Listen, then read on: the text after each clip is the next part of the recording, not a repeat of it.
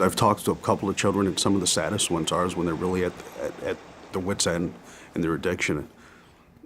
And I tell them, and I sit with them, and I go, do you understand that you're gonna die? They literally tell me, I don't care anymore. And you see that, and it kills you, but you gotta give them hope. You gotta dig in. You gotta reach them somehow.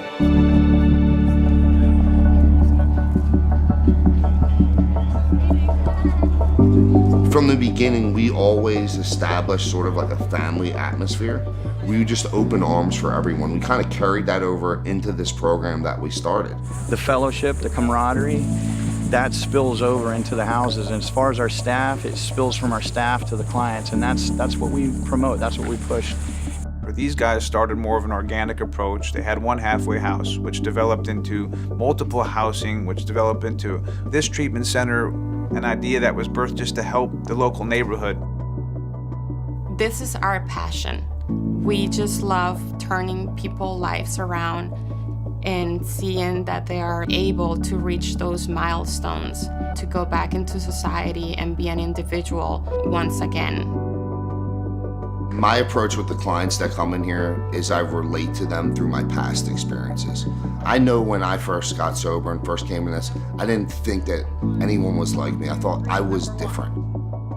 When they come in, they're so weak and broken. So I'm their strength until they get strength. I'm their hope until they get hope, and I love them until they learn to love themselves. The people that work here, the therapists, the people that run the place, the doctors, they're all in recovery. They all know exactly where these patients are because they've been there themselves. They're not just psychiatrists or psychologists that have read about addiction and studied it in graduate school. They've actually, went to the school of hard knocks. I don't want to talk to a therapist. I want to talk to somebody that's been through it, been in the trenches, and has been able to get out. And that's what they did. And the people that run it, own it, work here have all been in those trenches, and they know how to get out. When they come to me about a problem, I've been through it. I can relate to it. I may not be able to solve it for you, but I will help you. I'm also in recovery. And so I know that for myself, 8 years ago, I could have been exactly where they are right now. With a little bit of guidance and a little bit of love, they can get on the right path.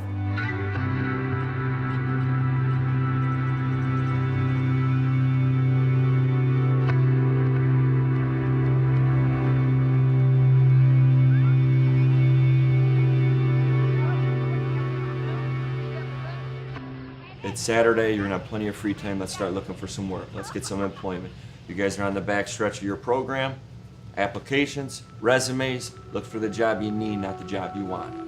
When you get the job you need, then you can start looking for the job you want. Our philosophy here at this particular treatment center is to treat people holistically. Every individual is a body, mind, and spirit. They're just not a person that has a substance dependency issue. We're going to heal your mind. We're looking to heal your body. We're looking to get you involved spiritually.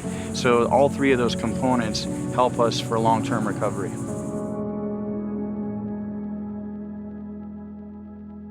Addiction is a lifelong disease. It will get better, it will get worse. But they have to understand that they don't have to struggle alone. And that's why we want them to be here, because we're with them.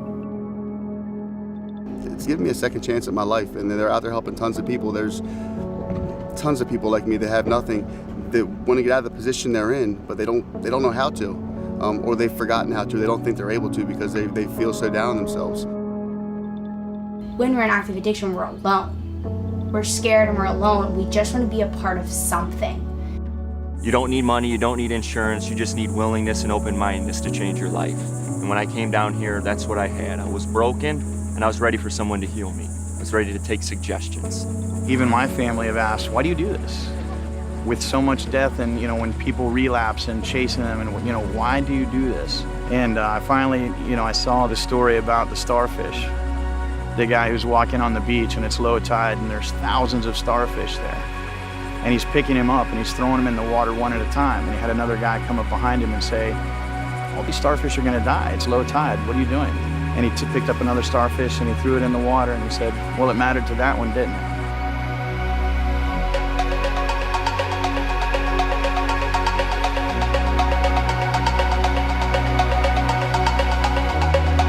you see someone come out of the hopelessness, it's like they're a totally different person.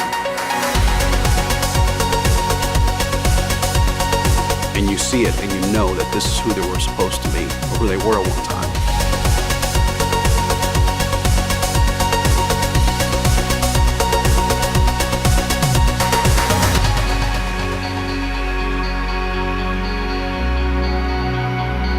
I'm actually like happy now. Like I can smile.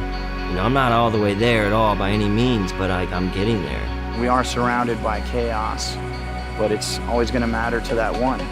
They stuck around long enough, and they were able to get a good foundation under them before they went home. So for that one starfish, it made a difference.